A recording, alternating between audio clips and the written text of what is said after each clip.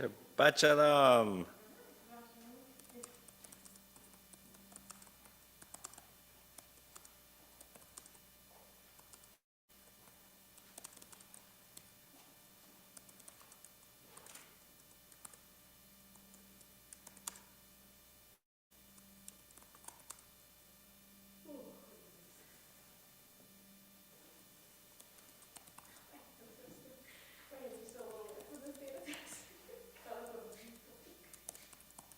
Sorry? I had my hands are a little wet for the sanitizer.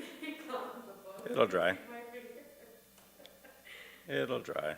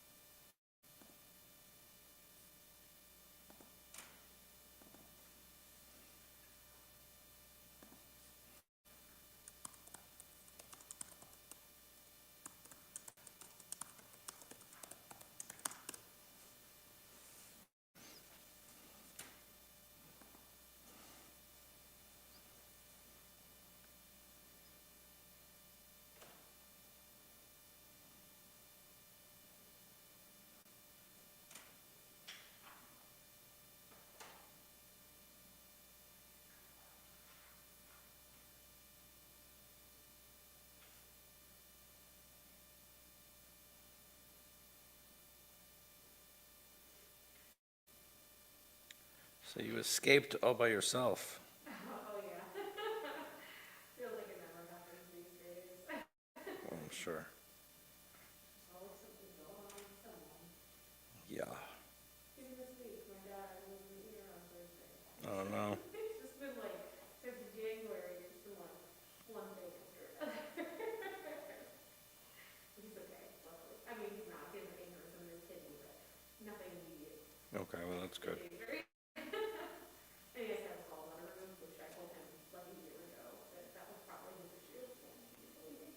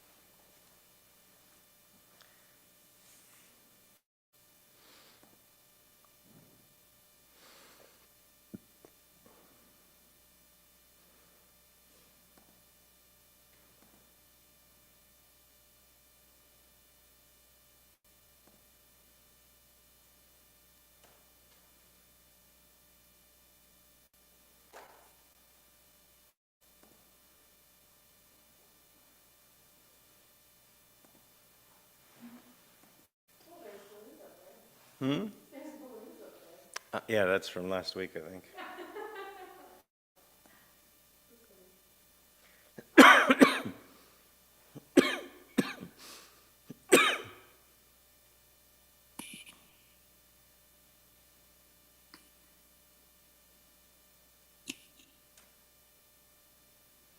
Morning. Shabbat shalom.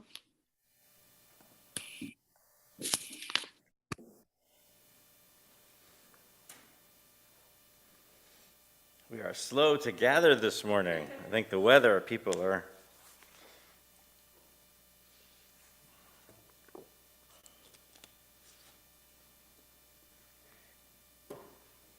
It's gonna be a nice day today. Yeah, it should be beautiful today.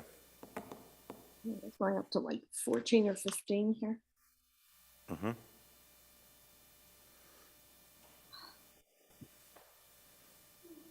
When is your installation thing? What day? Thursday? Thank you, Ellie. Monday. No, sorry. No. It's Thursday afternoon at like 4 or 5. Okay. You have to send me the link, right? Hmm? You have to send me the link. Yeah, I have to find it, Okay. but we have time. Nice service yesterday. It was cute. They're adorable. Yeah, they were lovely. Adorable. Hmm? They're adorable kids. Oh, yeah, they're fun. Mm-hmm. They've got ideas, those ones. Oh, yeah. Gonna change the world like we were. Sorry? We're gonna change the world like we thought we were. Mm-hmm. Maybe Actually, I think Carly will change the world. That's your job. Today. No? Uh, Just changing the world. If you can get that done before lunch, that would really be.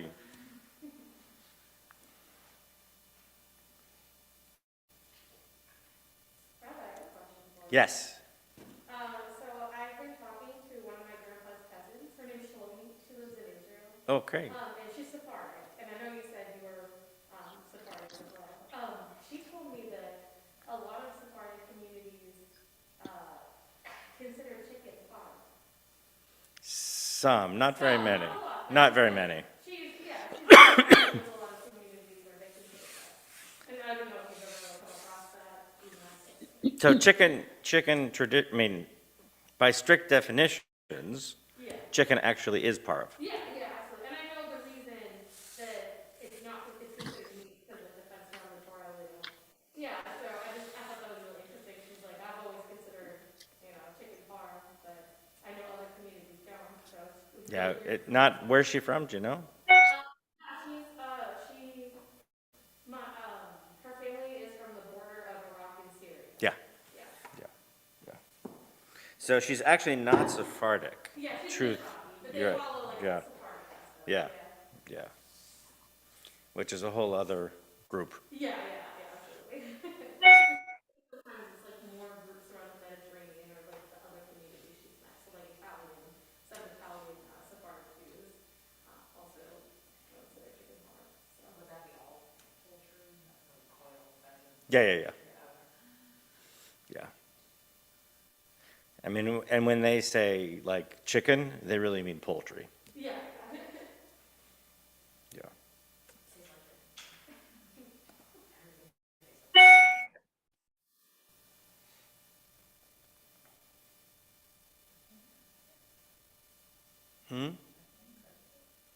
They had an ill cat. Luba, how are you? Shalom. Shabbat shalom. Good to see you. Something was wrong on holiday. I was not able to connect through the Zoom. I don't know. But I'm glad I can do it now. Good. I mean, I know we had other people connecting, so I don't know what the problem was, but Uh, You mean for Passover? Huh? Yeah. Okay. Yeah, I don't know. That's okay, Linda, I misread the time. Allie showed up early for the 7 o'clock Seder that started at 5. I was so confused. And she's like, why is everybody so here already? I knew, I was like, thought I was a little early.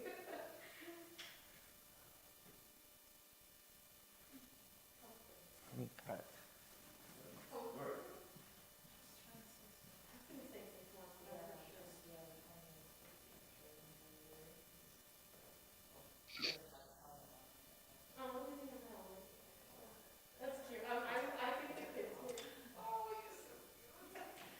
I think the helmets are so cute. I know that like they're medical, like, equipment. It's really cute. Do you ever decorate it or like thought about putting stickers or anything? I don't think it would be.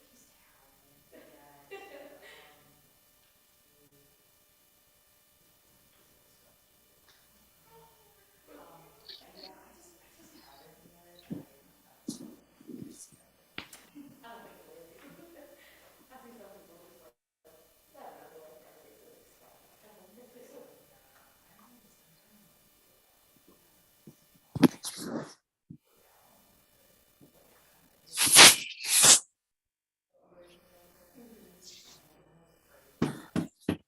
with stuff. I don't think they would. Yeah, that's actually really, I feel like a lot of people on the like have those ones, but they're not clear. Even though they're like a wall, like putting that in.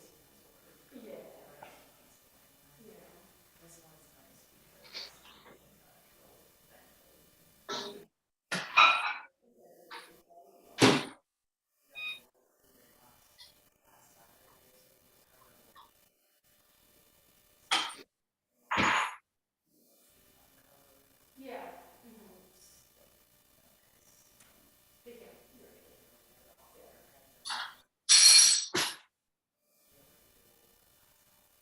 How long is it?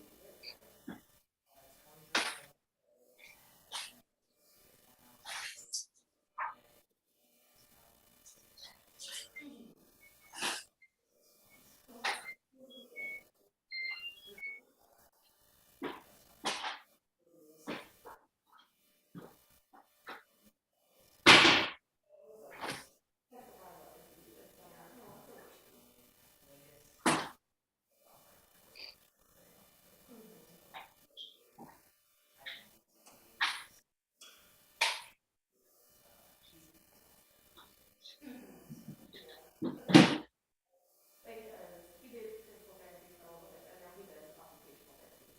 So, we constantly speech therapist, like, not twice, like, the speech therapist, like, twice a week. Occupational therapist, not once a week. It's so hard. It's my schedule is so full with calling the therapist.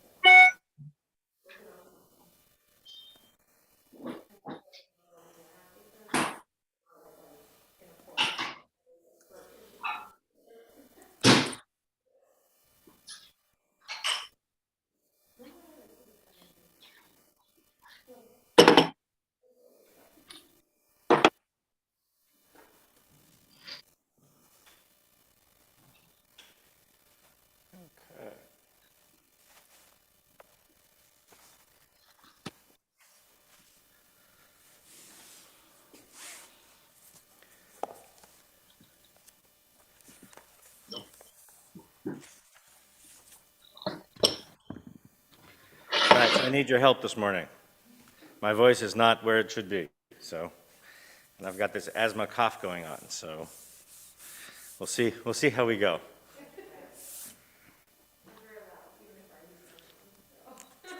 It's all good.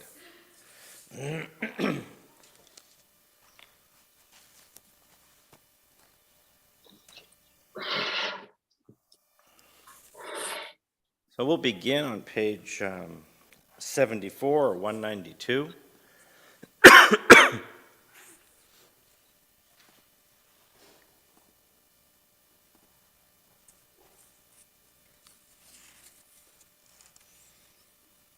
So we begin to welcome Shabbat on this beautiful Shabbat morning. Sun is shining, it's warming up. We can feel that taste of spring and the freeness that brings, being able to be outside more and do more things together. So we see how beautiful our tents are, how beautiful our spaces that we can create.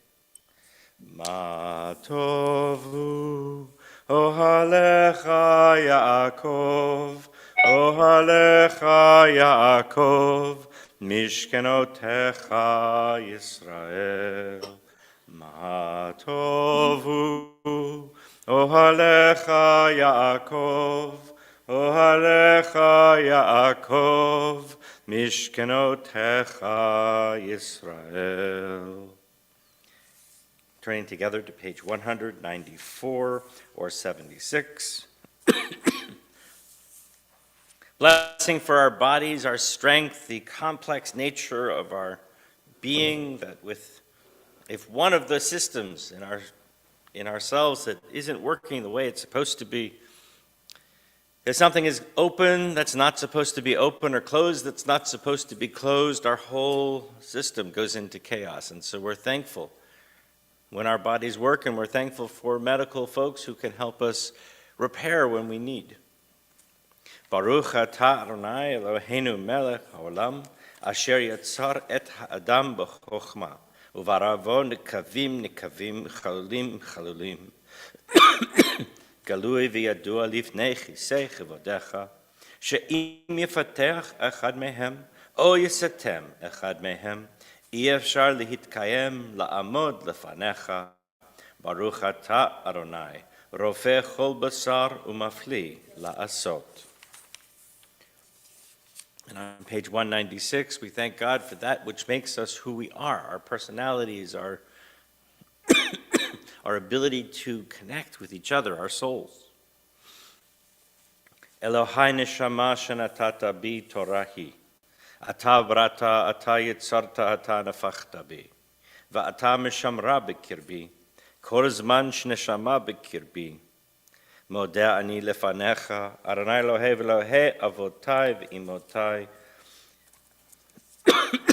ריבון כל המעשים, אדון כל הנשמות, ברוך אתה אדוני, אשר בידו נפש כל חי, ורוח כל בשר איש. And on page 198, we'll actually take turns sharing each of the blessings. I'll begin, and then we'll just kind of go around the room. Does that work? You can do it in English or Hebrew. Yeah, no need to worry.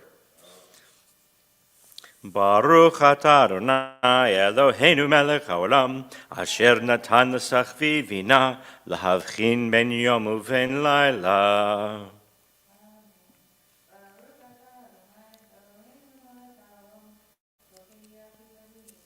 Amen.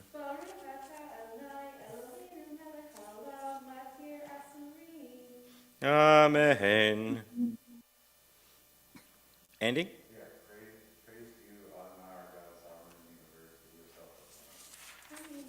Amen. And I don't know if Mom, are you there? Maybe not. Luba, you don't have a book, right? Okay, which one are we at? Top of page 82 or 200. At 198. Okay. We were on page 198. Now we're at the top of page 200. Oh, right.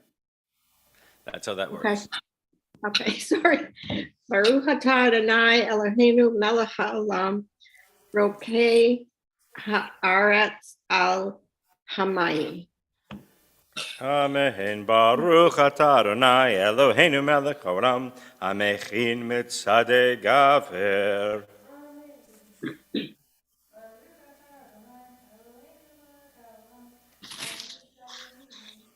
Amen.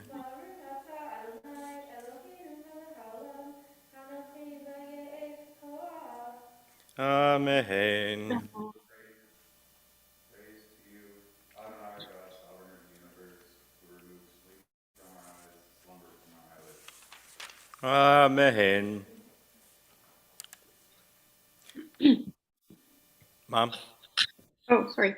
Baruch atah Adonai Eloheinu melech haolam she'asani b'tselem Elohim. Amen. Amen. Baruch atah Adonai Eloheinu melech haolam she'asani ben chorin. Amen.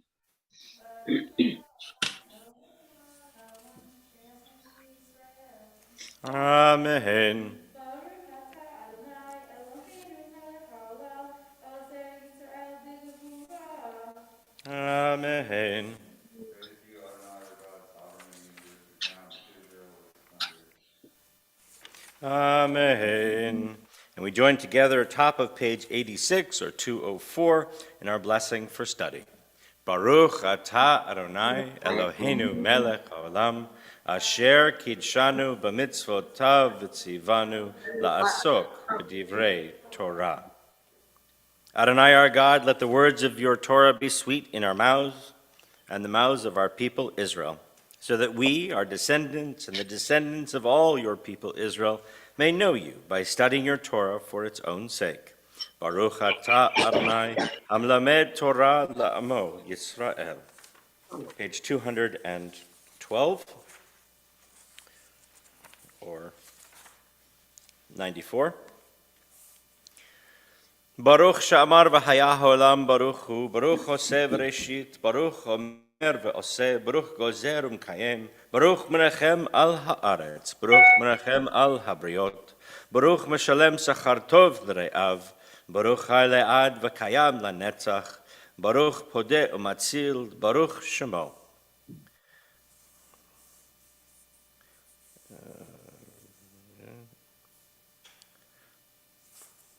Why don't we continue, sort of middle of the paragraph there. Blessed is the one who rewards the reverent. Blessed is the one who exists for all time, ever enduring. Blessed is the one who redeems and saves. Blessed is God's name. With songs of praise we extol you and proclaim your sovereignty, for you are the source of life in the universe. One God, life of the universe, praised and glorious ruler, your name is eternal. Baruch atah Adonai melech mehulal batish bachot. Page 214 or 96. Mizmor shir leyom ha-Shabbat, tov lehodot l'Adonai, ulezamer l'shimcha elyon, lezamer l'shimcha elyon. Lahagid baboker chastecha, ve'emunatcha balelot, Ale asur ve'ale navel, ale higayon ve'chinor. Mizmor shir leyom ha-Shabbat, tov lehodot l'Adonai, ulezamer l'shimcha elyon, lezamer l'shimcha elyon. Page 224. Actually, no, 297, and we'll continue with, 97 or 215. These double numbers are, okay. And we'll continue with Ashrei, responsively. Ashrei yoshvei vetecha, od yahalucha sela. Ashrei ha'am shekacha loho, Ashrei ha'am sharonai Elohav. Tehillah leDavid, arumimcha Elohai hamelech, va'avracha shimcha leolam va'ed.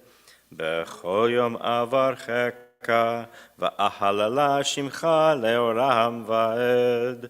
Gadol Adonai umhulal me'od, v'ligdulato en cheker.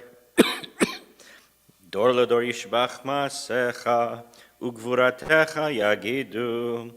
Hadar kavod hodecha, v'divrei niflotecha asicha, ve'zuz nelotecha yameru, ugdilatcha asaprena, zecharav tovecha yabi'u, v'tzitkatcha yeranenu, chanun v'rechum Adonai, erech apayim migdol chased, Tov Adonai lekol, v'rachamav al kol masav, yaduch Adonai kol masecha, v'chasidecha yivarchucha.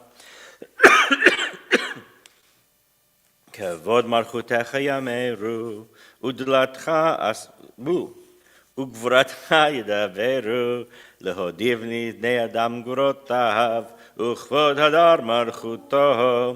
מלכותך מלכות כל עולמים, וממשלתך בכל דור ודור. סומך אדוני לכל הנופלים, וזוקף לכל הכפופים. עיני כל אליך יסברו, ואתה נותן להם את אוכלם ביתו. פותח את ידיך, ומשביח לכל חי רצון. צדיק אדוני בכל דרכיו, וחסיד בכל מעשיו. קרוב אדוני לכל קוראיו, לכל אשר יקראו באמת. רצון יראיו יעשה, ואת שיבתם ישמע וישייהם. שומר אדוני את כל אוהב, ואת כל רשעים ישמיד. תהילת אדוני ידבר פיו, ויברך כל בשר שם קודשו לעולם ועד. ואנחנו נברך מתה ועד עולם, הללויה. הללויה, הללויה, הללויה, הללויה, הללויה. אל בקודשו, הללויה, הללויה, ברכיה עוזו. הללויה, הללויה, הללויה, הללויה, הללויה, הללויה, בגבורותיו, הללויה, הללויה, קרוב גודלו. הללויה, הללויה, הללויה, הללויה, הללויה, הללויה, ביתי כשופר, הללויה, הללויה, בנבל וכינור. הללויה, הללויה, הללויה, הללויה, הללויה, הללויה, בתוף ומחול. הללויה, הללויה, במינים ועוגב. הללויה, הללויה, הללויה, הללויה, הללויה, הללויה, בצל צלי שמה. הללויה, הללויה, בצל צלי תרועה. כל הנשמה תהלליה, הללויה, הללויה, כל הנשמה תהלליה, hallelujah. Page 223 or 105. Yishtabach shimcha le'ahad malkeinu. You shall always be praised, great and holy God, sovereign in heaven and on earth. Songs of praise and psalms of adoration become you, acknowledging your might and your dominion. Yours are strength and sovereignty, sanctity, grandeur, and glory, always. We offer our devotion, open our hearts in acclamation. Baruch atah Adonai el melech gadol b'tishbachot, el hahodaot adon haniflaot, habocher b'shirei zimra, melech elchei ha'olamim. We rise together for Chatzi Kaddish. Yitkadal v'yitkadash shemei Rabbah, be'alma divrach rutei v'yamlich malchutei, b'chayechon uv'yomechon uv'chayei dechol Beit Yisrael, ba'gala ba'gala uv'izman ka'ariv v'yimeru, amen.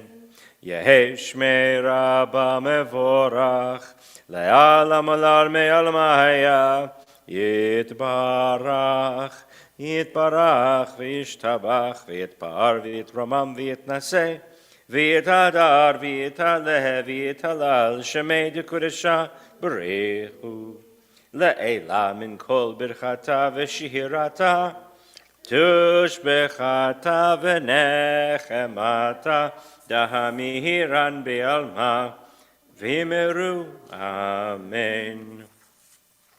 Baruch hu et Adonai hamevorach. Baruch Adonai hamvorach leolam vaed. Page 228 or 110. Please be seated as we continue. Thanking God for the miracle of creation with Yotzer Or. There's this one line as part of Yotzer Or that says, Ma rabu ma'asecha Adonai. How amazing, how plentiful, how many different works are yours, O God, and how beautiful they are and how wonderful.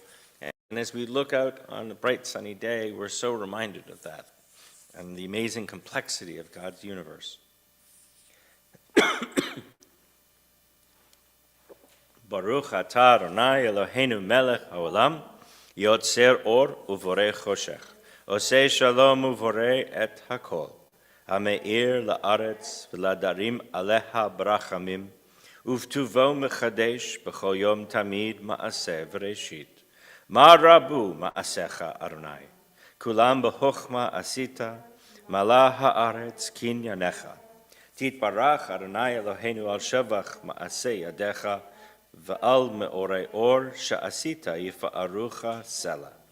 Or chadash al Tzion ta'ir, v'nizkeh chulanu mehara lo'or'o, baruch atah Adonai, yotzer ha'me'orot. Page 231. Love your neighbor as yourself, you said. And light-blinded, we saw that inner and outer worlds are one, as you are one. You spoke, and we wrote. We reached for you down the centuries, your light moving before us as we climbed, fell back, and climbed again, your Sinai of life. Baruch atah Adonai, habocher ba'amo Yisrael be'ahava. We rise together for Shema. Shema Yisrael, Adonai Eloheinu, Adonai Echad. Baruch Shem Kevod Malchuto Le'olam Vaed. Please be seated as we continue on page 234 or 116 with Ve'ahavta. Ve'ahavta et Adonai Elohecha bechol levavcha vechol nafshecha uvechol meodecha vehayu hadvarim ha'ele asher anochi mitzavecha hayom al levavecha v'shinantam levanecha v'dibarta bam b'shivtecha b'veitecha uvlechtecha v'derech uv'shochbecha uv'kumecha ukshartam leot al yadecha v'hayu letotafot ben einecha וכתבתם על מזוזות ביתך ובשעריך למען תזכרו ועשיתם את כל מצוותיי והייתם קדושים לאלוהיכם אני אדוני אלוהיכם אשר הוצאתי אתכם מארץ מצרים להיות לכם לאלוהים, אני אדוני אלוהיכם, אדוני אלוהיכם אמת. Page 235. When justice burns within us like a flaming fire, when love evokes willing sacrifice from us, when, to the last full measure of selfless devotion, we demonstrate our belief in the ultimate triumph of truth and righteousness, Then your goodness enters our lives and we can begin to change the world. And then you live in our hearts and we, through righteousness, behold your presence. Page 239.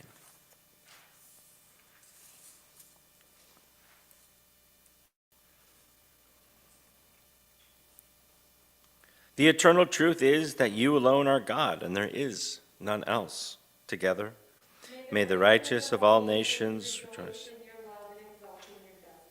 Let them beat their swords into plowshares and their spears into pruning hooks. Let nations not lift up sword against nation, nor learn war anymore. You shall not hate your brother or your sister in your heart. The stranger that sojourns with you shall be accepted as your equal, for you are strangers in the land of Egypt.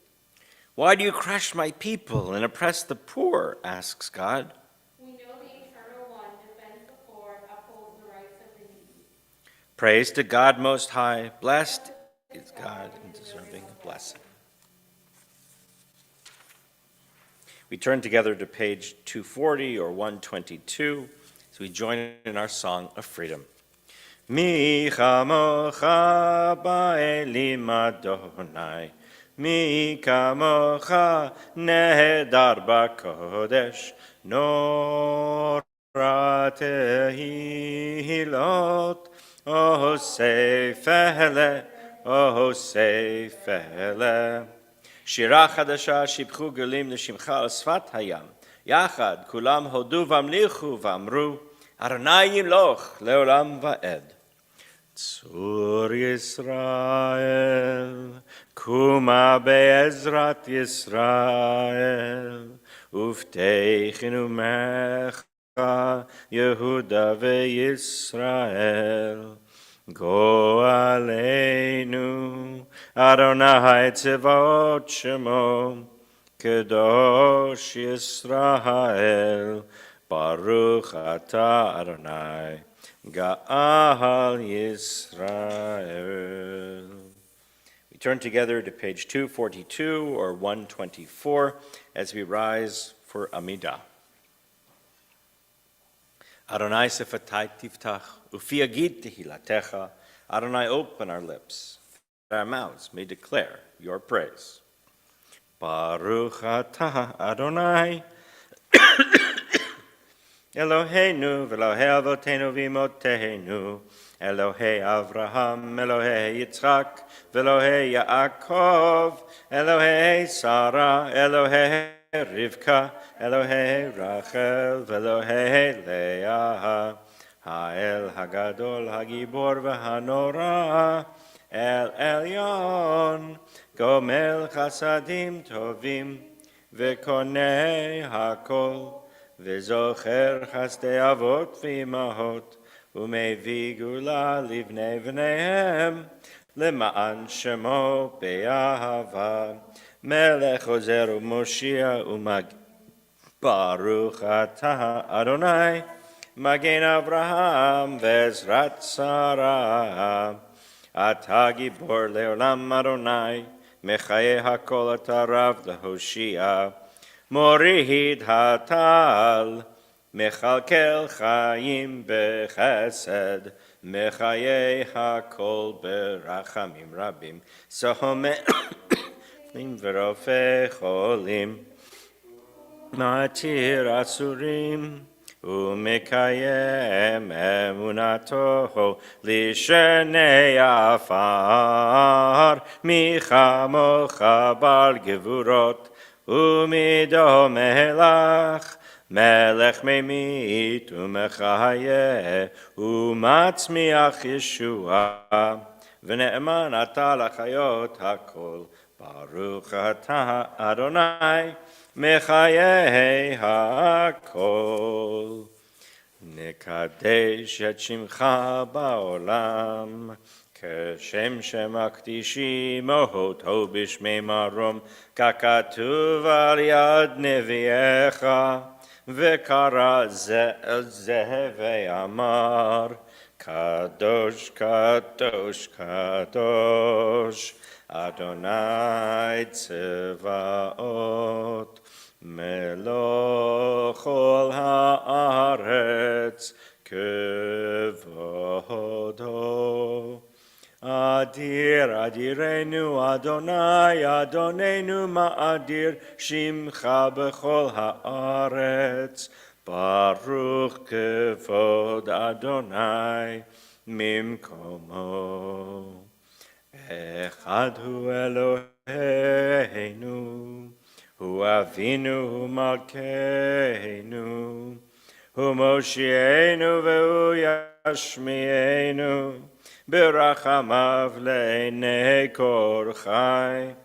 אני אדוני אלוהיכם, ימלוך אדוני לעולם, אלוהיך ציון, לדור ודור,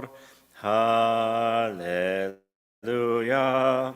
לדור ודור נגיד גודלך, ולנצח נצחים לקדושתך נקדיש, ושבחך אלוהינו מפינו לא ימוש, לעולם ועד. ברוך אתה אדוני האל הקדוש. Page 250, please be seated.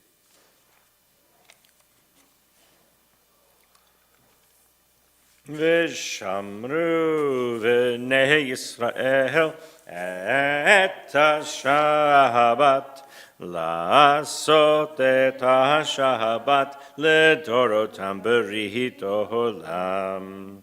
ביני ובין בני ישראל אותי לעולם, אותי לעולם.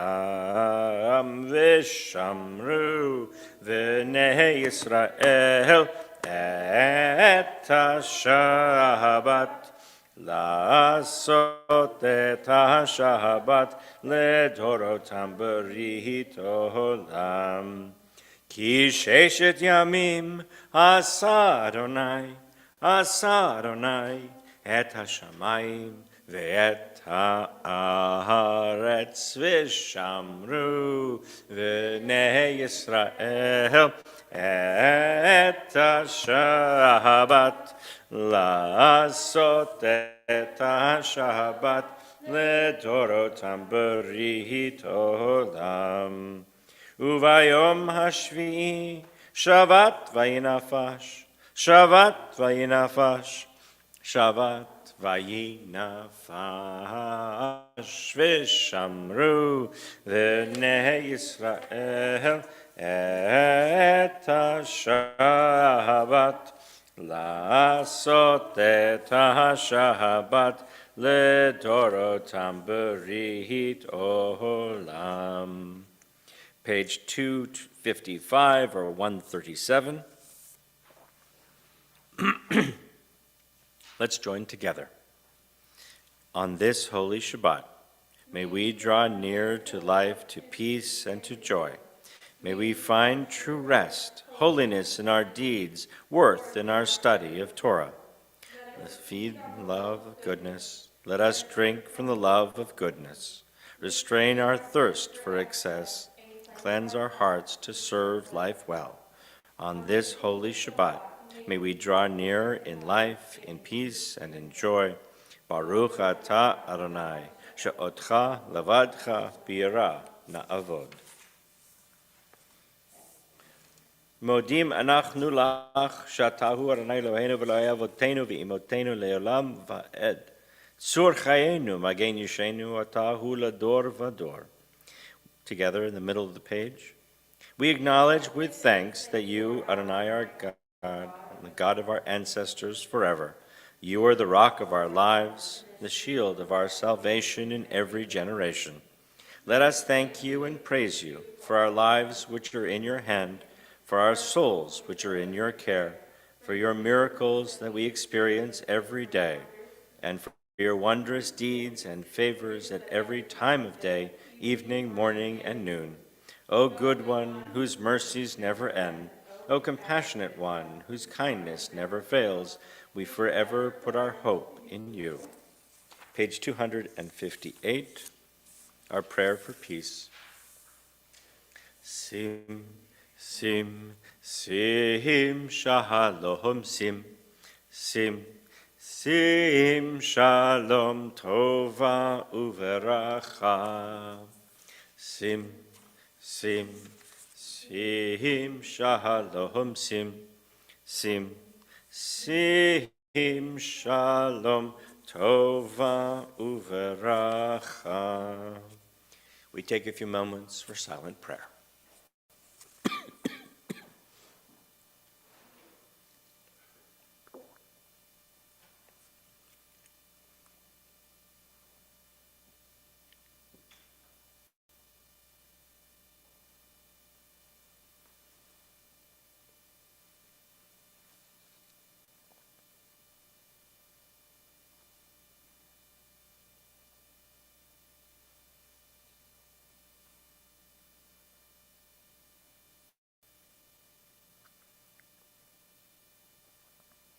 Ose shalom bimromav, Uyase shalom aleinu, Ve'al kol Yisrael, Ve'imru, Imru, Amen. Yahase shalom, Yahase shalom, Shalom aleinu, Ve'al kol Yisrael, Yahase shalom, Yahase shalom, Shalom aleinu, ve'al kol Yisrael. So this week is actually the second half of Acharei Mot. So you might wonder why we have 2 weeks that exist or that have the same, or that are listed as having the same parsha.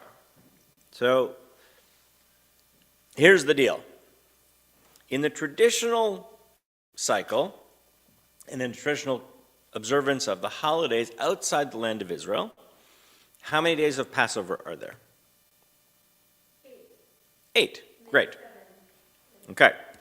Why are there 8 instead of 7? The Torah says, eat matzah for 7 days. Who came up with 8? Do we not count? How did we come up with 8?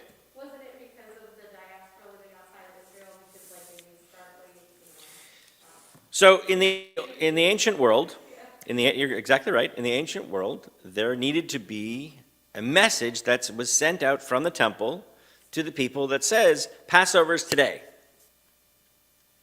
So there were a couple of different systems that they used at different times. The first system was the most effective, and it was basically smoke signals. So they lit a smoke fire on the top of the Temple Mount in Jerusalem, and that signified that tomorrow or the next day or whatever the timing was going to be the holiday, which worked really well because you can see a smoke signal miles and miles away. So you could actually transmit that message across thousands of miles within a short period of time. Probably a couple hours, you could get that message across thousands of miles because it could be seen 10 miles, 15, you could go mountaintop to mountaintop, and it worked really well. Except for one problem. If you're the Romans and you want to confuse the Jews, what do? You set your own signal fires off. So that didn't work so well. So then we decided we were going to send runners from one town to the next town. Now you can imagine that somebody running from one town to the other takes a whole lot longer than a smoke signal. So that by the time the runners actually got the word out, they weren't sure whether it was this day or that day, this day or the next day. And so the tradition developed that within the land of Israel, you could get the word out within a day, but outside the land of Israel was too far away, and you had to celebrate the holiday on both days, just so that you could make sure that you got it on the right day, as a precaution. When Israel was established as a country in 1948, there was a whole conversation about what to do. We no longer needed to observe 8 days because we knew we were in the land of Israel, number one, so according to Jewish law, you didn't need to do that. But there was all of these long-standing traditions of celebrating the holidays on an extra day, right? So you have 2 days of Sukkot at the beginning, 2 days of Sukkot at the end, two sacred days of Passover at the beginning, 2 sacred days of Passover at the end, 8-day full holiday, 2 days of Shavuot. The only 2-day holiday that still exists actually was Rosh Hashanah, which biblically is 2 days. It's a different thing. Okay. So the conversations ensued, and they determined that living in Israel, like in the ancient time, was different, which is true. Your life in Israel follows a Jewish calendar. It's not Monday, Tuesday, Wednesday, Thursday. It's Sunday is day 1, up through Friday is day 6, and Saturday is Shabbat. And those are the names of the days, right? So in modern Hebrew, the names of the days are day 1, day 2, day 3, day 4, day 5, day 6, Shabbat. You actually count yourself up to Shabbat. So the whole cycle works on this kind of Jewish platform. So when the Reform movement also began to emerge, and part of our sort of ethos was reducing duplication, senseless duplication. And the early reformers said, look, we have a printed calendar, we have a calculated calendar. We don't depend on some high priest in Jerusalem blowing the shofar and telling us, oh, that's when the holiday is. So we don't need that information. We can tell you exactly when the days are 100 years from now. It's all done by calculation now. So then we don't need the extra day. So they got rid of the extra days. So then they returned back to the biblical prescriptions, 7 days for Sukkot, 7 days for Pesach, 1 day for each of the holidays. And they also, while they were at it, said, look, we don't really need 2 days of Rosh Hashanah either, so we're just going to have 1 day of Rosh Hashanah. Okay. So the problem with that is, now you have the conservative, Orthodox, many of the Reconstructionist congregations in the world who are celebrating 8 days, and the Reform movement in Israel celebrate 7 days, which means that when the holiday lands on Shabbat, as it did this year, your Torah reading is out of sync. Because if the last day of Passover for us is on Shabbat, then we're reading the last day Passover. If the last day of Passover is Friday instead of Saturday, Saturday for us is just Saturday, and we should be reading the next Torah portion in cycle. But if in the traditional world it's the end of Passover, you would read the Passover special Torah reading. So there's a couple different options. In Israel, what happens is they're out of sync with the Jewish world for several weeks, and they catch up sometime in July when there's a double portion that gets split, okay? So that you have 2, and so then you catch up. But the Reform movement said, we don't want to be that out of sync for that long. So what we're going to do is we're going to take the next week's portion, which is this week and last week, and we're going to split it into 2. So we're going to have Achrei Mot, which was what we did last week, part A, and Achrei Mot, part B, here.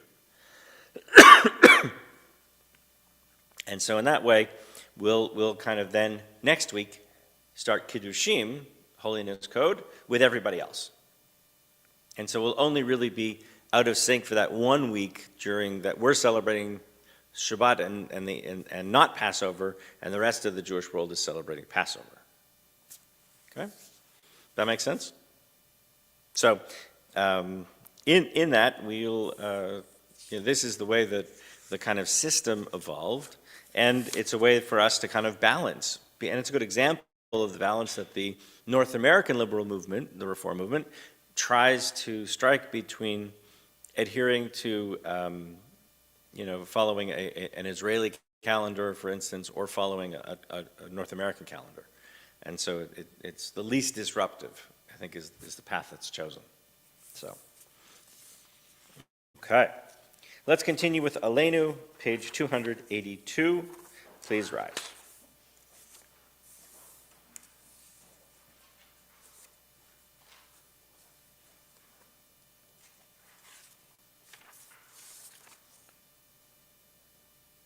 Sorry, that's not. Oh yeah, 282 in the black. In the black numbers, which relate to 586 in the other numbers. Aleinu leshabeach ladon hakol, latet gedula liyotzeh breshit, shelo asanu kagoyei haratzot, velo samanu kamishbechot adama. Shelo sam chelkenu kahem, vegor aleinu kechol hamonam, v'anachnu korim, umishtachavim umodim, lifnei melech malchei hamlachim, hakadosh baruch hu. V'ne'emar v'haya Adonai, lech al kol haaretz, bayom hahu, yeh Adonai echad, ushemo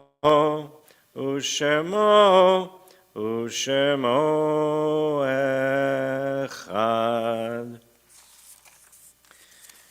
We turn together first to Misha Berach on page 253. We think of all those who are in need of a blessing of healing, healing of mind and body and soul, heart.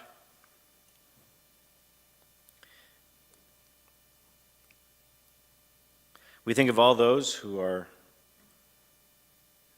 facing different challenges of healing in their lives. And we send our energies, our collective energies and our love to all those who need. Mishaberach avotenu Avraham Yitzhak veYaakov ve'imotenu Sarah Rivka Rachel v'Leah hu yevarech et hacholim HaKadosh Baruch Hu yimaleh rachamim aleihem. May the one who blessed our ancestors, Abraham, Isaac, and Jacob, Sarah, Rebekah, Rachel, and Leah, bless and heal those who are ill.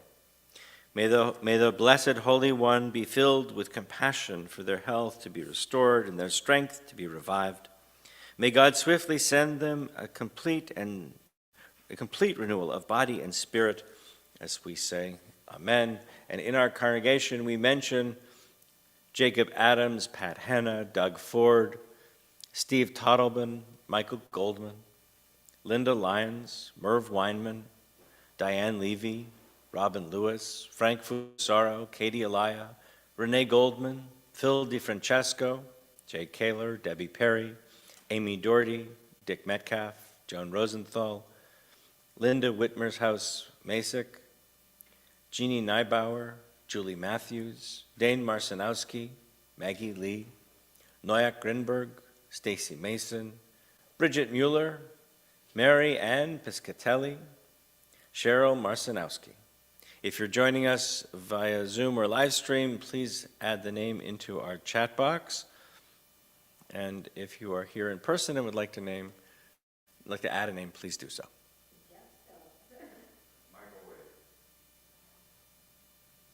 Very good.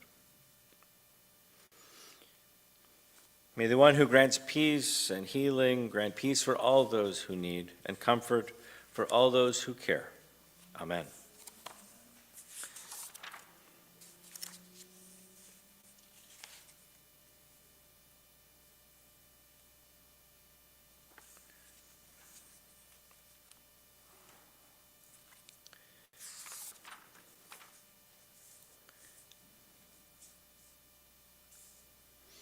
Okay. We'll turn together to words of Kaddish. So we think of all those who come before us. We observe the following yahrzeits in our congregation of Laura Fellheim, Lucille Falk, Bertha Kaufman, Adolf Dreyfus, Hannah Pollock, Nathan Schiller, Jacob Rose, Moses Rosenthal, Miriam Smith, Jeannie Shack, Lawrence Frank, Lucien Selig, Tony Lechner, Sam Lurie, Madeline Dreyfus Henry, Philip Hanauer Sr., Arthur Ostheimer, Judah Loeb Ostro, Marion Bash Khan, M. Mayo Levick, and Rebecca Buckstein. Again, if you have names that you would like to add and you are joining us via live stream and Zoom, please add them into our chat box. If anybody here has a name to add, please do so. We rise together as we turn to page 294 or 598 for words of Kaddish. Yitkadal v'yitkadash shemei Rabbah, ba'alma divrach rutei v'yamlich malchutei, b'chayechon uv'yomechon uv'chayei dechol beit Yisrael, ba'agala v'izman kariv v'imru, amen. Yehei shmei Rabbah mevorach le'elam u'lalmeh almaya, yitbarach v'yishtabach v'yitpa'ar v'yitromam v'yitnaseh, v'yitadar v'yitaleh v'yitalal shemei dekudsha b'richu, le'ela min kol birchata v'shirata, tushbachata v'nechamata, damiran bi'alma v'imru, amen. Yehei shlama Rabbah min shemaya, v'chaim aleinu v'al kol Yisrael v'imru, amen. Oseh shalom b'mromav, hu yaseh shalom, aleinu v'al kol Yisrael v'imru, amen. Please be seated. A few announcements. Services this week are in memory of Tony Lechner. Services are also in honor of the anniversary of Josephine Stout becoming a bat mitzvah. Josie was here last night. And also our Gesher 3 students led us in a beautiful Shabbat service last night, so it's also in their honor.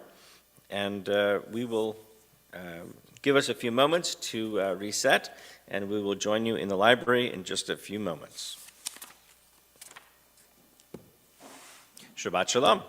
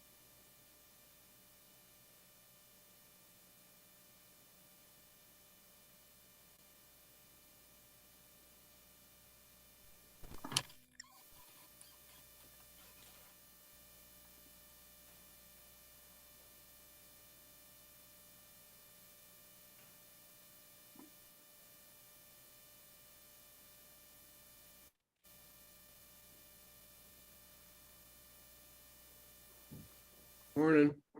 Morning. Oh, I'm in Chicago and I'm kind of packing up to get ready to get out of here. So I will be listening for a little while. And once I'm ready to leave the hotel room, I will turn on video and sit down. Aha, sounds good. Yeah, my meeting got done early. It was supposed to go until noon today, and it got done yesterday. So I said, I'm going to join you guys. Yay. So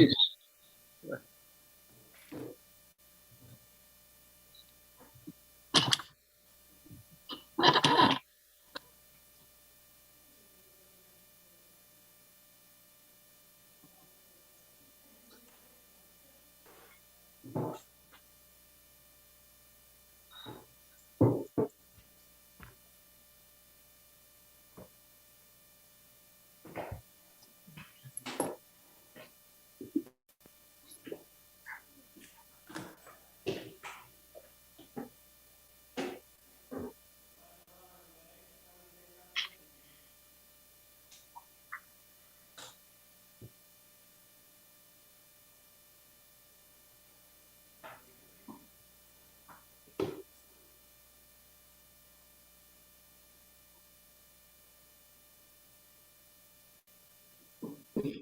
Okay, can you hear me on Zoom World? Somebody say something so we can check if we can hear you. something.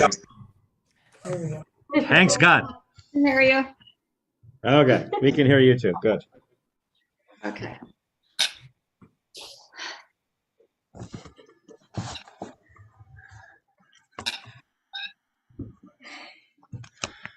Okay. Where's everybody? Right there. Oh,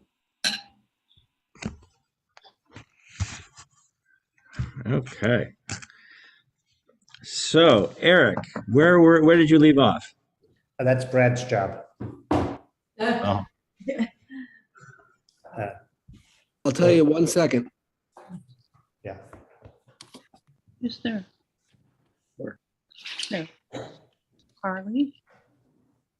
We are on Judges 3. Can we post the Parsha? Yep, give me a minute. Sure. And Rabbi, we're also looking for your overview of Judges. Yeah. Craig and I made stuff up for like 3 weeks, so. Yes. Yeah. Maybe we'll wait till the end, see what, you know. Okay. Let me find the text first.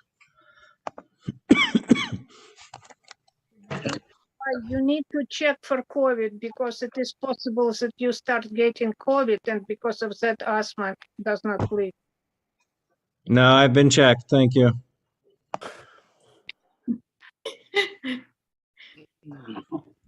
This cough is unfortunately an old friend. Oh, I know. But my first reaction on COVID, it is increasing in lung problem. Yes. Okay. I'm being closely monitored by my doctor. No comment.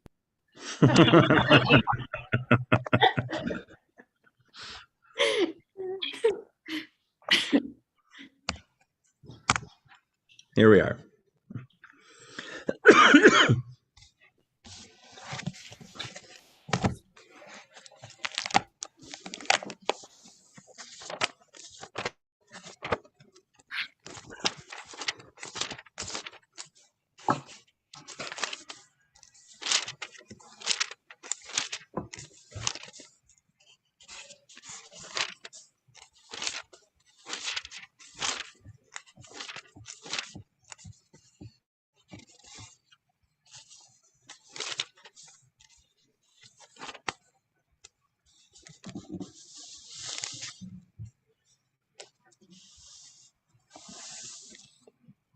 Okay.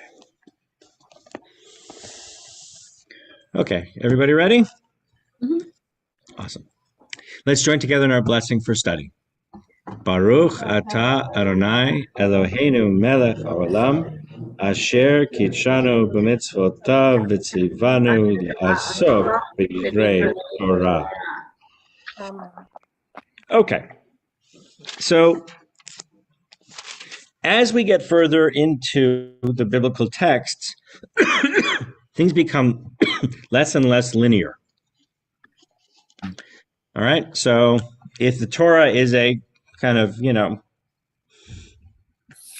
a unit, then as you move in, and Joshua certainly is the story of the initial conquest, right? It's almost in real time. And now we're going to head into Judges, which isn't about a single individual anymore. It's not. It begins to change the type of narrative that we see. We see little vignettes, little stories along the way, and we're going to see that there's a theme to it, and there's almost a repeating sort of trope, if you will, and that is that the Jews become successful, they're fine. There's a problem, something happens, or they become too successful. They seem to lapse in their behaviors or their adherence to Jewish law. And then we have a whole other, then a whole problem occurs in terms of who is now, so the Jews are then punished by God for their actions, and then eventually they are redeemed, right? So that's the kind of cycle that keeps going around and around throughout the next several books, actually. And obviously the texts and the stories and the messages are all different, but there's a sort of underlying cycle that just seems to, keep kind of going round and around. So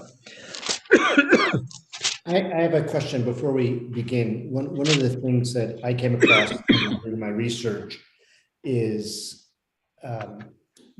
Judges has a time period about which it seems to me Torah scholars have a pretty good sense. This is when this is taking place.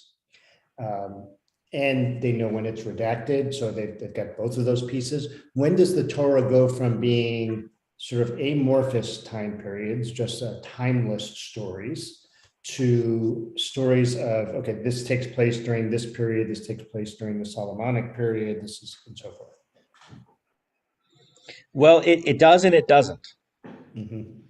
Right? So on one level, we can date the Torah back, 5,782 years. Right. There are those who like to do that. Mostly, though, quite honestly, the Torah seems to be this very much undated document. And although we can find evidence of particular biblical characters later on in the stories, King David, Solomon, whatever, we don't really, there's no real, we haven't found sort of Moses' staff, if you will. We haven't found the cities that we built for Pitom and Ramses, that are in the text. There is some speculation that they found the walls of Jericho that were knocked down by Joshua and the crew, but honestly, any city in that area that had gone through any sort of conflict would have had a wall, and the wall would have been knocked down. Right. And so, and that's one of the fundamental problems when you're dealing with biblical archaeology anyway, is that you take Bible in hand and you walk around the land of Israel and you say, oh, okay, so this is on this side of the Jordan, and they had a big wall, and the wall tumbled down, and the wall was built around this time period.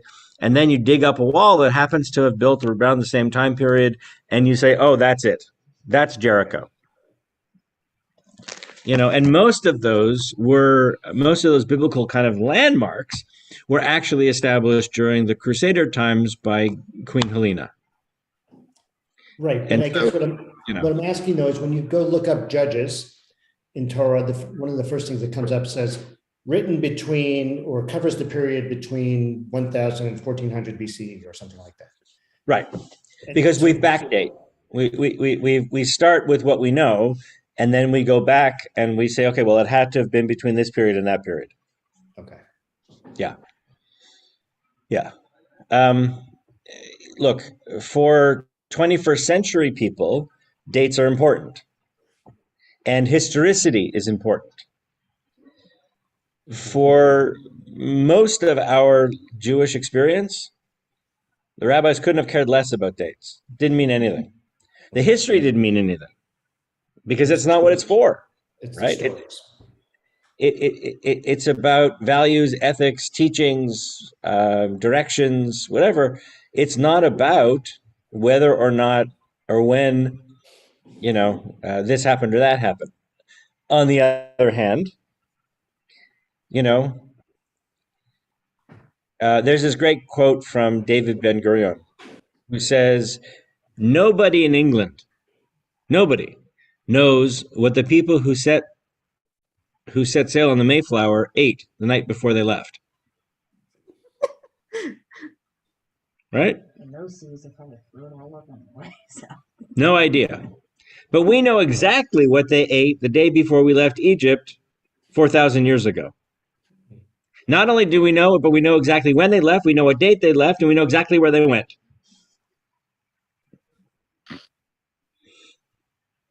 Because it's part of our national memory, right? It's part of that national story. Now, people have been arguing about whether or not the Exodus ever happened or it didn't happen, or the Jews were in Egypt or the Jews weren't in Egypt, or it was a made up story to legitimize the central authority of the religious governments in Jerusalem, when the kingdoms of Israel was established, et cetera, et cetera. We have no idea.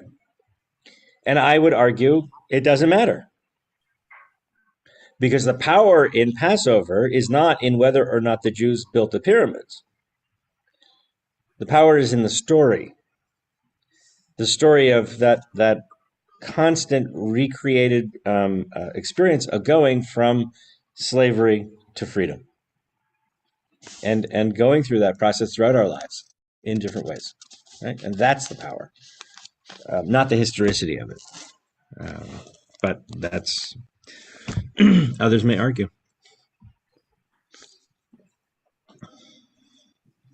So does that help, Eric? I don't know. Yeah. Yep. Okay. So catch me up. What did you talk about last time? Remember? Part three from the start.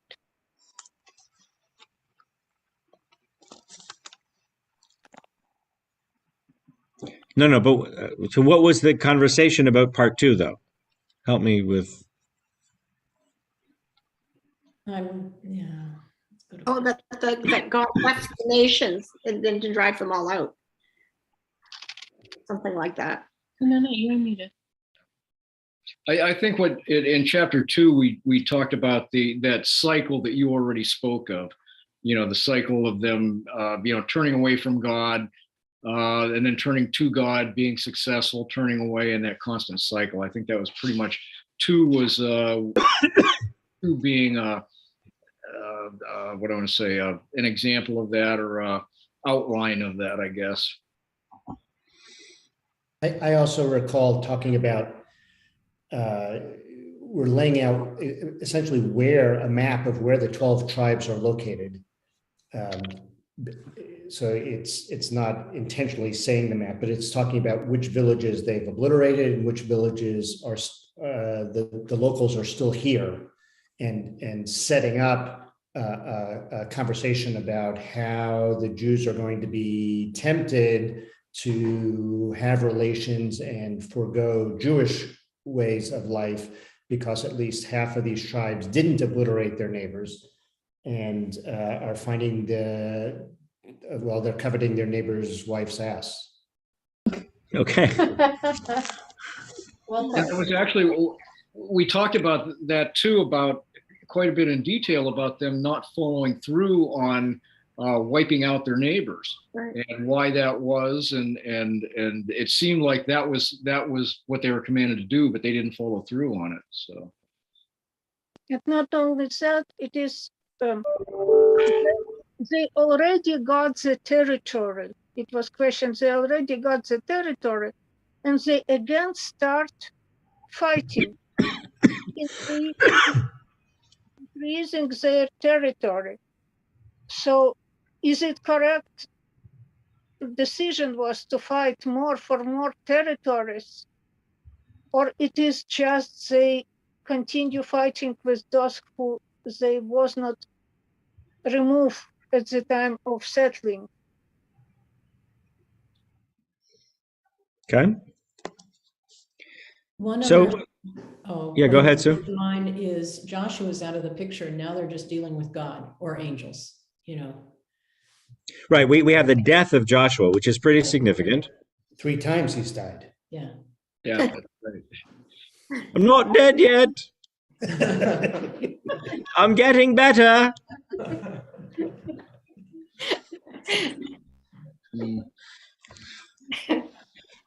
At some point, people are just not going to get that joke, right? Like when I say that joke to teenagers, they look at me like I'm what? Yeah.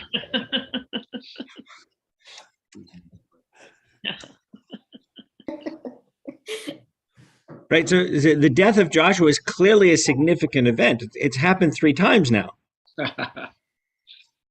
Right. I mean, it's enough already. You're dead. But it's very. They only buried him once. Okay, so think about. I just want to, because I want to just harp on this piece just a little bit in chapter 2. So chapter 2, verse 6. So Josh dismisses the people and blah blah blah, and the people served God during the lifetime of Joshua and the lifetime of the older people who lived on after Joshua, who had witnessed all the marvelous deeds that the Lord had wrought or done for Israel. Okay, so this is the generation of Joshua, essentially. Joshua, son of Nun, the servant of God.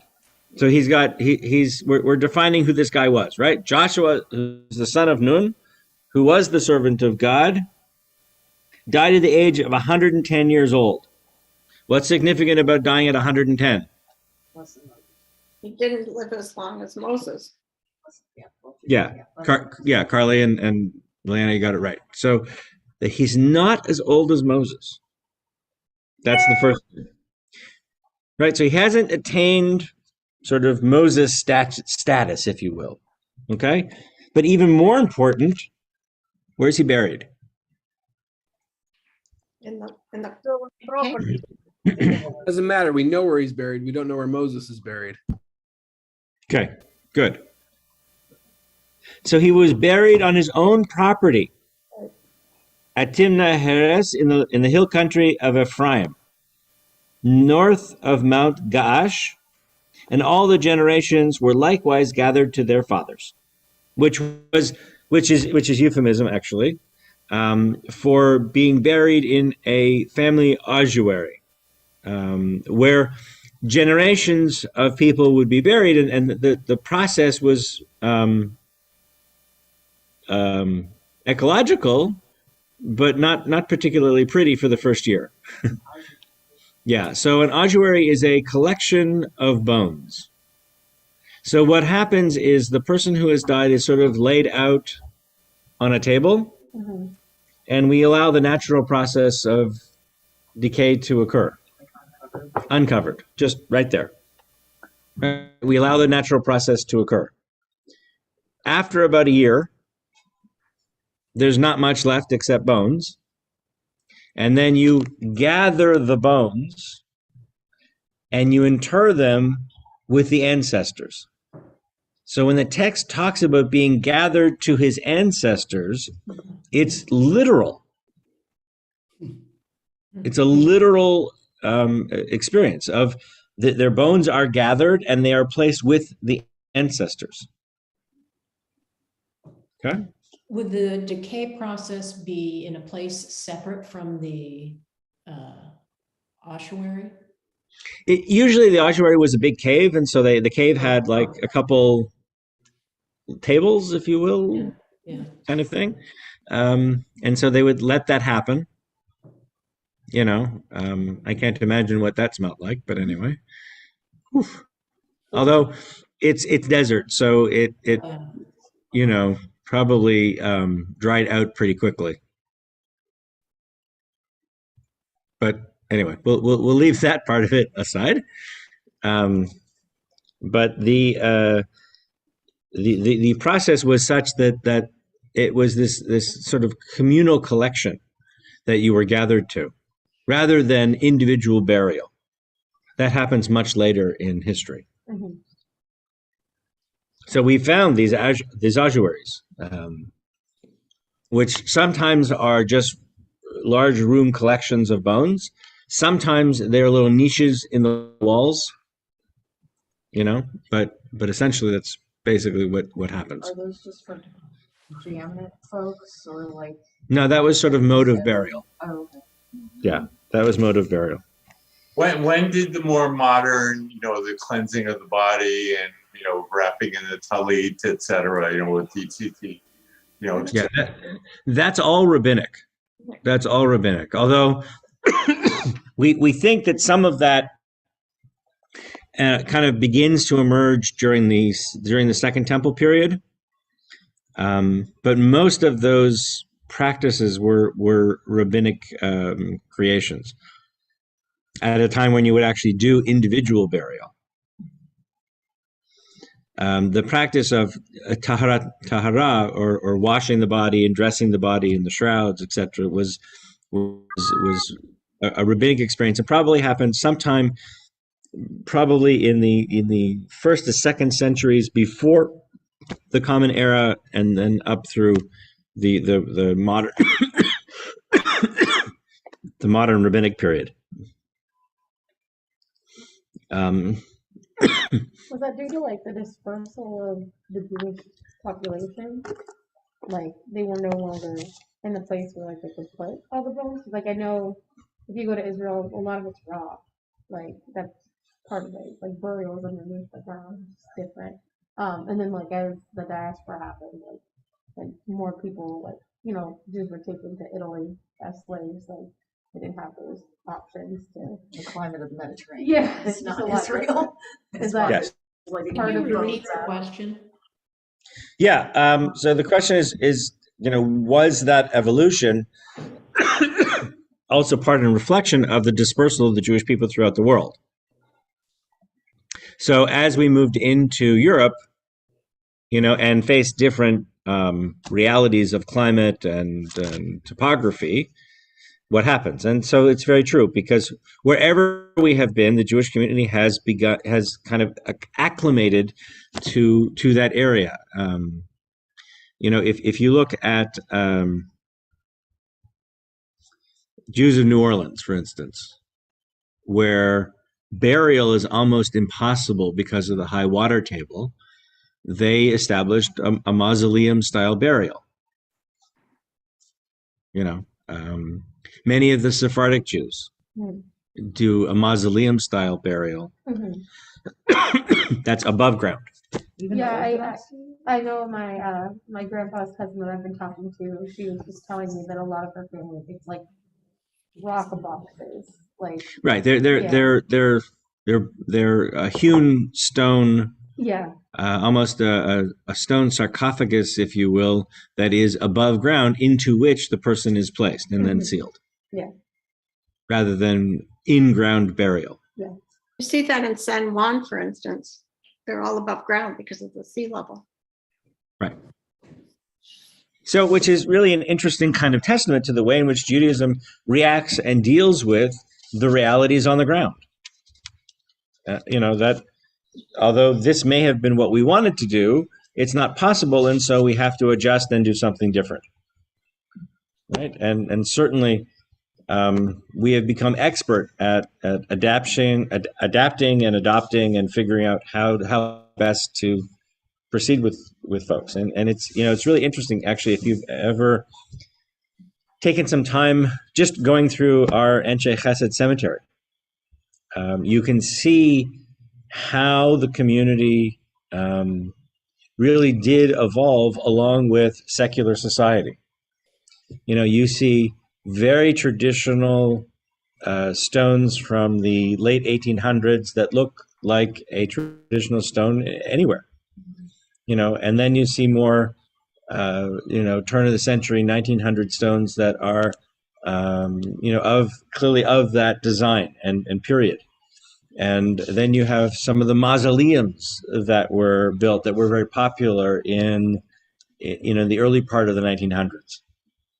And then even further, you have more modern stones that are contemporary stones that have different engravings and different things on them that are possible now with the advent of technology. So you have a picture of somebody on a gravestone, which was seen as inappropriate at certain points. But in the 20s and 30s, it became very common, especially in Sephardic cemeteries, where you would have the stone and you would have almost what looked like a locket, a metal locket that was like a clamshell that covered a picture. And so you could open the locket or open the little clamshell thing, and you would see a black and white picture of the person. And those were very, very common, but mostly in Sephardic cemeteries, not in Ashkenazi cemeteries. So if you go to a Sephardic cemetery in Europe someplace, you're likely to see lots of those, or the remnants of them. Not many of those pictures actually survive the weathers over time, but you can see where these things were or are. So, burial practice evolves and changes over time. Initially, we did, we followed, the very strict Jewish rules about family being the ones to prepare the body. And as we evolved and sort of followed in line with contemporary society, that became something that the funeral home did. So the funeral home in Jewish language became the Chevra Kadisha, or the sacred community that takes care of dressing and washing the body. Do they make adjustments to mausoleums to make them in areas where they're not necessary, where you can't actually bury someone, to make them more beloved, or because it's not really what technically supposed to be? Right. It depends on the community. Okay. Right. So if you're part of an Orthodox community, then they would avoid a mausoleum if they could. Right. Unless you're down in New Orleans, right. So then you don't have a choice. Right. There are some communities that do that have begun to think about burial in different ways. So, for instance, burial at sea is perfectly halachic. There's nothing wrong with that. There's nothing wrong with it. Things like green burial, being wrapped in a tree pod and planted, sort of thing. Those are all perfectly in line. Yeah. So, okay. So let's jump into chapter 3.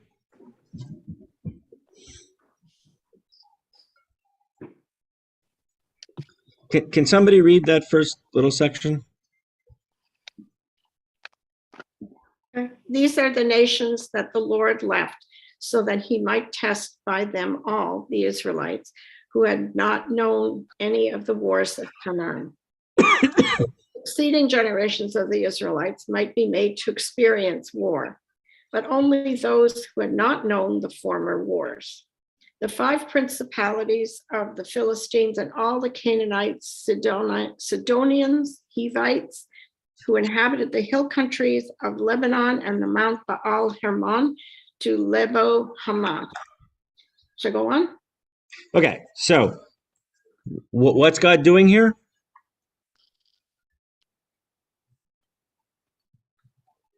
Says in the next line, he served as a means of testing Israel to learn whether they would obey the commandments which the Lord had enjoined upon their fathers through Moses.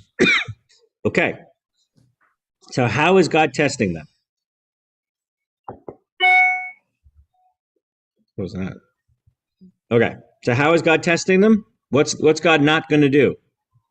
He's not going to get rid of all these communities. So they have to learn to live with them And maintain Or our have war identity with them. rules. or Okay. do. Yeah. If you're going to go to war, you're on your own. Mhm. God's not, because in the previous chapter, God says, look, the end of chapter 2, verse 20, then God became incensed against Israel, and he said, since that nation has transgressed the covenant that I enjoined upon their fathers and has not obeyed me, I, for my part, will no longer drive out before them any of the nations that Joshua left when he died. You're on your own. You're not fulfilling your part of the bargain. I'm not doing my part of the bargain. This is a very quid pro quo kind of statement. And it seems like God was setting him up for that because, as we talked about previously, the successors have come down over time: Abraham, Isaac, Jacob, etc. Moses, Joshua. You're on your own. So it seems like God was preparing for this all along. It's like, okay, kids, I'm pushing you out of the net. Fly on your own. Okay, so was this actually God's divine plan? Right? Is this what God intended to happen? Right? That we would, if you look at it in terms of a parent model, right? God is very personally present with the early ancestors, right? And then with Moses, and then less with Joshua, and now less with the inherited leadership. One of the things that we, at least that I had mentioned, I know last time, was that if a group of the tribes decide not to kill every man, woman, child, etc. within that village, that's using discretion on their part. And, I brought up again about the Vietnam War with Lieutenant Calley, et cetera, that, that was war crimes because you had innocents who were being slaughtered in the name of, what we thought was right. So if God gives us the shall we say, the means by which we have free choice, why couldn't they have done what they thought was proper, even though God said you should be doing X, Y, or Z? Mm-hmm. So it brings them into an internal conflict, right? Mm-hmm. Yeah. Okay, so somebody continue reading. Verse 5.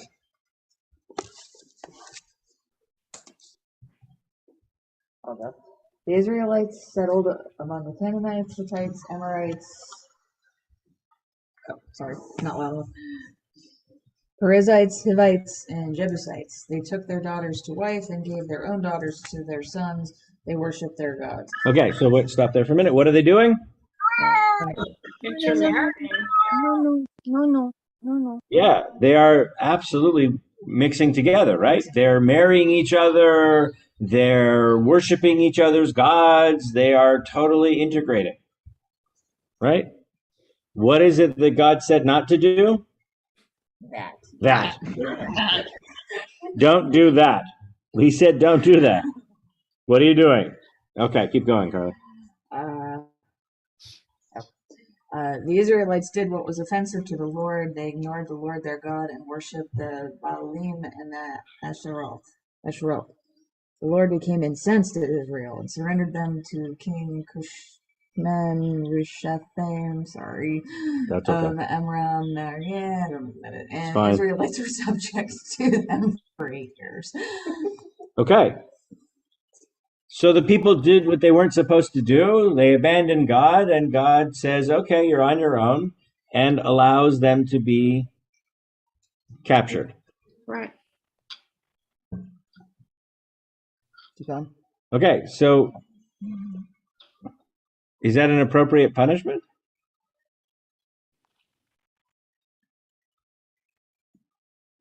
Is it a punishment, first of all? Sure. If it was just the reality that they couldn't fight everybody, right? So, I mean, Otherwise, it would have been like a miracle. Every single society they conquered, it probably wasn't the reality. Well, do we know what it means when he said he surrendered them to? I mean, it's kind of vague. Um, I mean, that's what my translation on Safari says. I don't know what it is. Read the Hebrew. Vayichar af Adonai beYisrael. So God's anger was raised against Israel.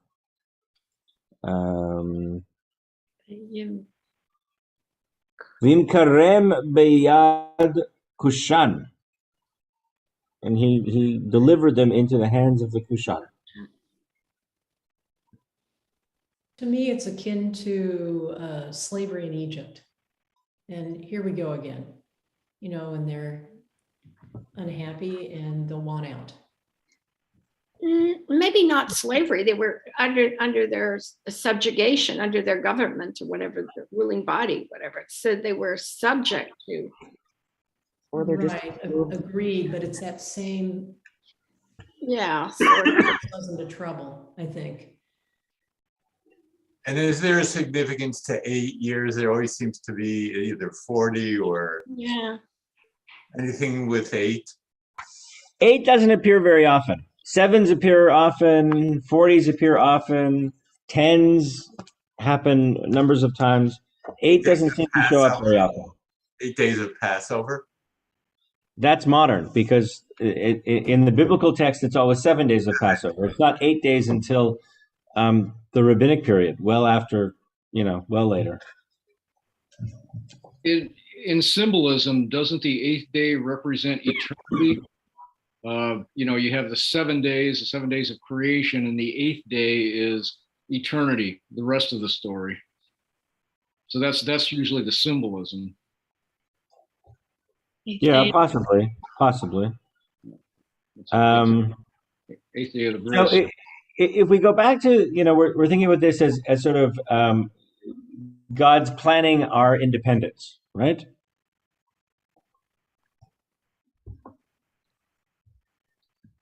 In that sense, I think that possibly this really could be God trying to teach us that our actions have reactions and implications. And that, okay, you want to mix with these people, that's fine. But eventually, you may find yourself overtaken by them. Right? So, which resonates, I think, in terms of how we as Jews live in modern society and how we're integrated into secular life. But yet, at the same time, we do things that help us maintain who we are as Jews. And I think part of the struggle of the early reformers was that they created a Judaism that the line between Jewish and not was very blurry and very thin in their effort to create a Judaism that was palatable by secular society. Right? What did they do? They got rid of Hebrew. They got rid of any strange rituals like kashrut or wearing ritual garments or identifiable headwear or a talit or any of that. What was a term used for rabbis in the early period? Reverend. Yeah. Really? Yeah. No way. Yes. Yes. Yeah. In fact, Like Rev, not Rev, but Rev. no. Yeah. Reverend, Yeah. which really just means clergy. Good. Yeah.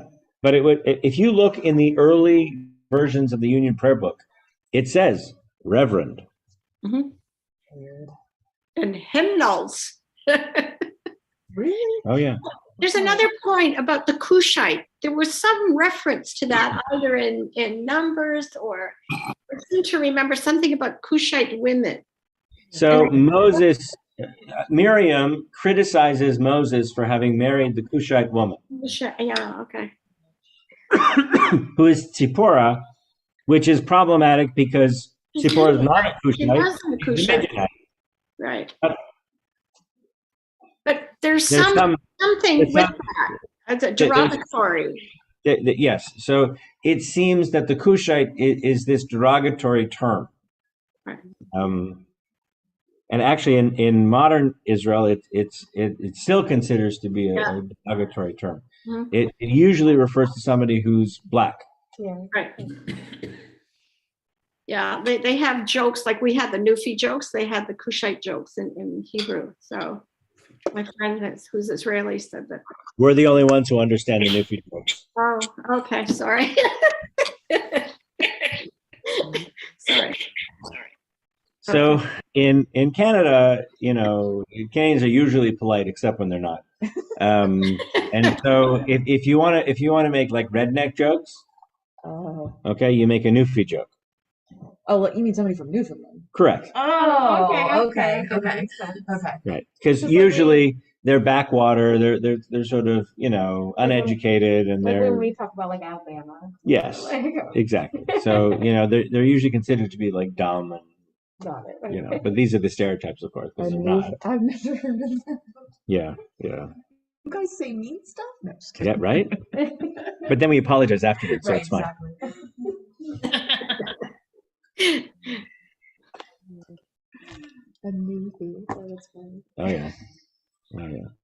But it's like the redneck jokes. Yeah, I get basically, it. It's, I just had never heard that. and for the same reasons, because if you've ever met somebody from Newfoundland, their dialect of English is quite unique, Mhm. and sometimes very hard to understand. Like more so than like if we came across somebody from like rural Maine, like. Oh, it's totally different, but it's. But I mean, listen, I mean in English. Yeah. So like it's like trying to understand somebody who's like from deep New south. Orleans? Yeah, okay. Interesting. Who's got that very thick, let's say Louisiana drawl that's sort of combined with some Louisiana patois, whatever. It's hard to understand. Or the real deep Cockney English from the British. Sorry?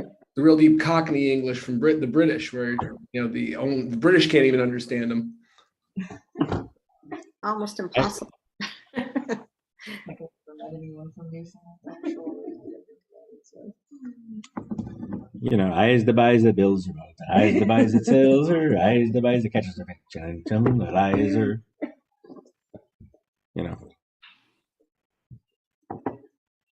So okay, and it really evolved because they're very isolated, right? Newfoundland's an island basically, and so for most of its existence, it existed and pretty much still does as an isolated outpost. I mean, there's a few people that go there on vacation, but otherwise there's no reason to go to Newfoundland except if you live there. So, all right, so they were subjected by these Cushanites for 8 years. Then what happens? Somebody want to continue reading verse 9? Let me just keep going. Sure. Okay. The Israelites cried out to the Lord, and the Lord raised a champion for the Israelites to deliver them, Othniel the Kenzanite, a younger kinsman of Caleb. Okay. Why is it important that he's connected to Caleb? He was one of the good guys. Zealous. Okay. Craig, go ahead. What did you say? Yeah, he was the zealot, wasn't he? The one that killed the prince in front of Moses. Yeah. But what else did Caleb do? He was with Wasn't he a one good of the- spy. good spy? Wait, Yeah. slow on. Pam, go ahead. One of from the 10 spies, he was one of the ones who had a good report. Great. So it's Caleb and Joshua together who are the only two of the spies that come back with an honest report. Okay, so by invoking this, right, we're invoking the power and the zechut, or the reputation of the ancestors. Okay, which is really an important kind of cycle that happens. Right? So you can you can increase your legitimacy if you have some claim to some sort of prestigious ancestor, which we still do today, right? I mean, Yes. yeah, we still, say things like, well, I'm related to George Washington, and so therefore that gives me some other level of acceptance in some way. Okay, keep going. The Spirit of the Lord descended upon him, and he became Israel's chieftain. He went out to war, and the Lord delivered King Cushan-Rishathaim of Amram into his hands. He prevailed over Cushan-Rishathaim. And the land had peace for 40 years when Okay. Othniel the Wait, stop there. Okay. So what does God do now? He goes back on his word. This whole thing strikes me. I mean, I think your parent analogy is a good one. When God makes his initial threat, it feels like the parent with the child who's throwing a temper tantrum in the fourth aisle of the supermarket. If you don't get up and follow me, I'm going to leave you here by yourself, and there will be consequences. And Yeah. I took it right. And then there are consequences, but God is still peeking around the corner. And now here comes Othniel, right? Who's infused with the okay, I'll save you this time. Absolutely. Yeah, and it's going to happen 6 times in Judges, and where's God's credibility in the threat? I mean, we've seen it in the supermarket aisle over and over. I'm going to leave you here. Who believes the parent? Even Right? the kid doesn't believe the parent. Hands up if you've done that as a parent, right? I mean,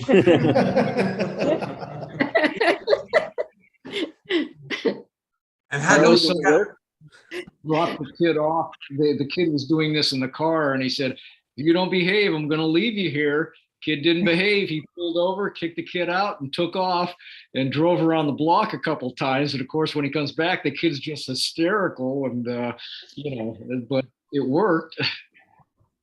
I remember once one of the kids was acting up or whatever in the car, and we said, if you don't stop, you're gonna have to walk. And so she said, "Fine, I'll walk." So then we're like, "Oh, right, now what?" So we pulled over, we made her get out, and we made her walk beside the car as we drove through the neighborhood. The ex did that with Lindsay and made her do that on Route 80, which was interesting. Yep. How come we haven't heard of this Othniel? I mean, for as much as he did, you would think that he'd be a better known figure. Well, again, I mean, you're seeing a text, but we're not really getting the whole.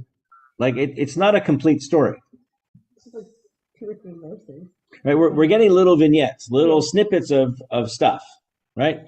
We don't know. I mean, we have no idea who this guy is, right? He has not appeared at all. The only thing we know about him, one is he's named, and 2 is that he's connected to Caleb. Mm-hmm. So he's got yichus in that sense, right? He's got connection, but that's it. But to have, 40 years of peace involved with his, being the chieftain, obviously is a pretty significant event. So again, that we haven't heard of this guy. Yeah. So if But again, it means a couple different things, right? So if we haven't heard from him before, it means he's not really so significant. Was it because of Othniel's skill that we were successful? No. No, because the Spirit of God came over him. That's why he was able Right. to- He essentially just becomes God's messenger. God essentially is the parent who's all right, fine. Yeah, but wasn't Moses, God's messenger? Well, but why did we need to know more about Moses? because of the events that happened. Okay. Because the people never would have followed him, right? I mean, he had to have credibility. And I suppose, in a sense, it's Othniel also had to have credibility, but people were apparently willing to follow his lead. And I think the difference is that we're missing those parts of the story here, right? We're and just because this text is missing doesn't mean that he wasn't well known, right? Just because we don't hear about him previously doesn't necessarily mean that the people didn't know about him and saw him as a leader. Is there any midrash or anything about him? I have no idea. No. I mean, I honestly have never looked at the midrash on Judges ever. Getting a PhD. Yeah, no, just a doctorate, not a PhD, and it's honorary. It's they give it to rabbis after 25 years of service as a rabbi, and I mean it's a doctor of divinity, so everybody refers to it as the DD. Of course, we refer to it internally as the doctor of durability. So if you've lasted 25 years, then You could say, did that's all, folks. right, exactly. Exactly. The other thing is, it really doesn't matter what his name is. He's just a descendant of Caleb. Could have been Very anybody. good. Right. We don't care really who he is. All we really care about is that he is connected to that line of leadership.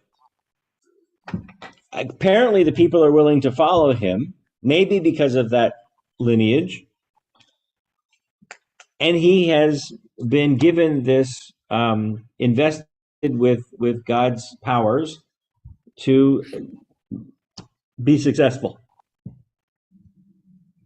But wait a minute here. Yep. Caleb, where did it go?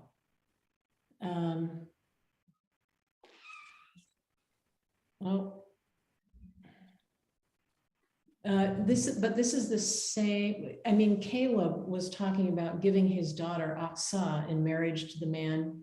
Remember, it's, I think, in chapter 1. And then his younger kinsman, Othniel the Kenizzite, captured it, and Caleb gave him his daughter Aksah in marriage. And then you have that story about, what am I, chopped liver, give me more. That's all chapter 1. So there is a little more. Pardon? Of Judges. Yeah, there is a little more we know about Caleb Okay. and Othniel. I think chapter 1, verses 13, 14.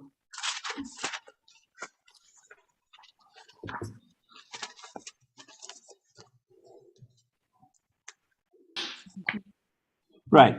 His younger kinsman, Othniel the Kenizzite, captured it, and Caleb gave him his daughter, Aksah, in marriage.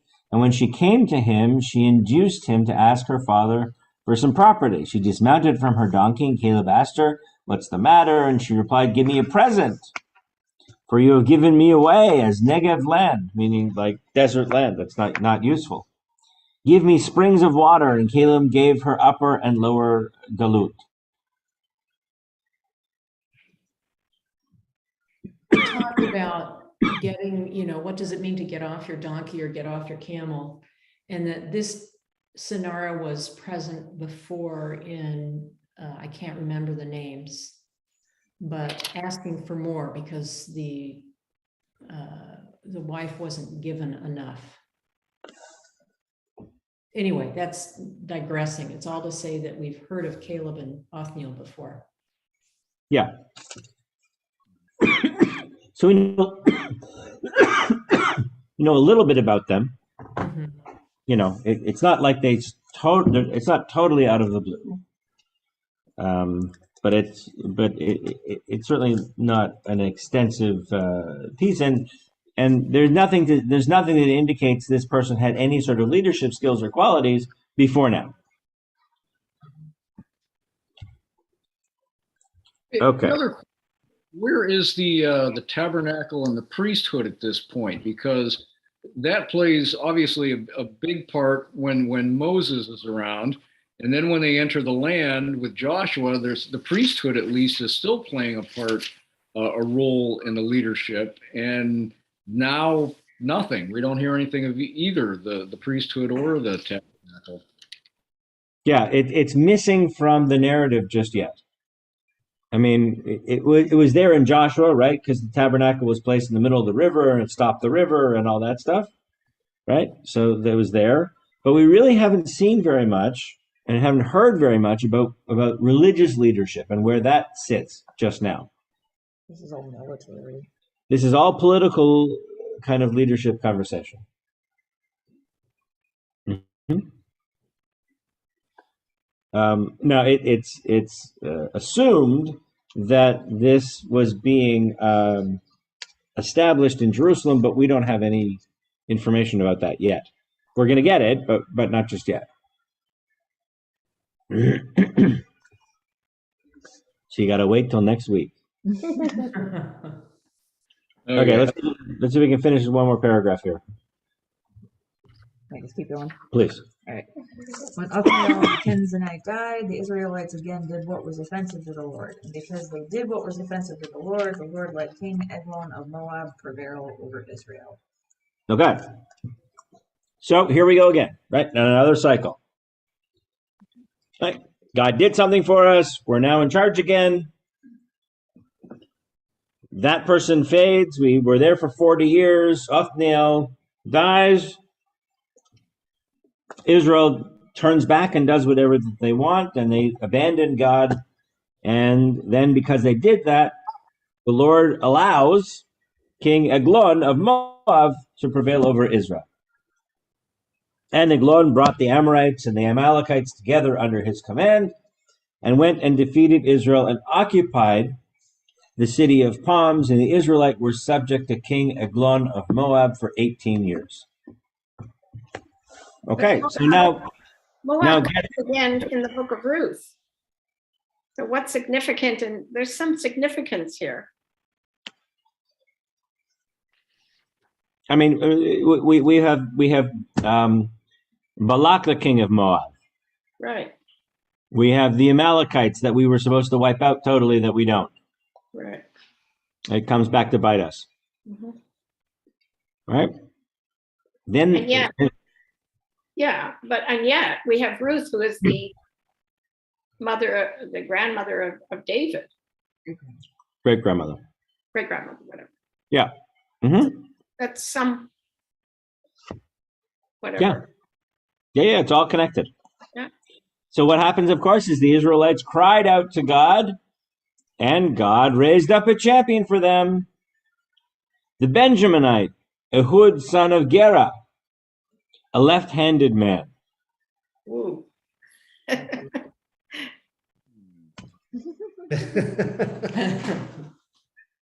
Well, you never know. He's left-handed, guys. Well, the left-handed people were in Latin. It's sinister, which means that it was something to be afraid of. Mm-hmm. So I resemble that. Whether or not the ancients felt that, I don't know. But right. I mean, I feel like even in Middle Eastern culture, there's still a lot. Like if someone's left-handed, they still try to push them to use their right hand. I know that my husband's Muslim and my kids are all left-handed. So if we were in Iraq, like in the Middle East, still, being left-handed is sometimes like seen as a bad thing. They're very superstitious about left-handed. Yeah, it's like a very superstitious thing. So it probably has, just been something that's persisted for a really long time. Mm-hmm. So that's why it was significant to mention that he was in fact left-handed. Yep. His other. And so and now we're going to go through this whole cycle again, right? So it's that process that's going to continue to happen again and again. That we're going to be okay. We're going to have a leader. That person's going to be inspired by God. That person ends their life for their leadership or whatever. We go back on whatever it is that we were doing. God gets angry, allows some other conquest, And here we go all over again. Right? Yeah, and if you read on, it talks about where the sword was on his right side, so he could use his left hand, which we'll do next week. We will do it next week. Yeah. All right, everybody. Shabbat shalom. Shabbat shalom. I'm off to O'Hare. Okay. Safe travels. We'll see you soon. Well, have a good holiday.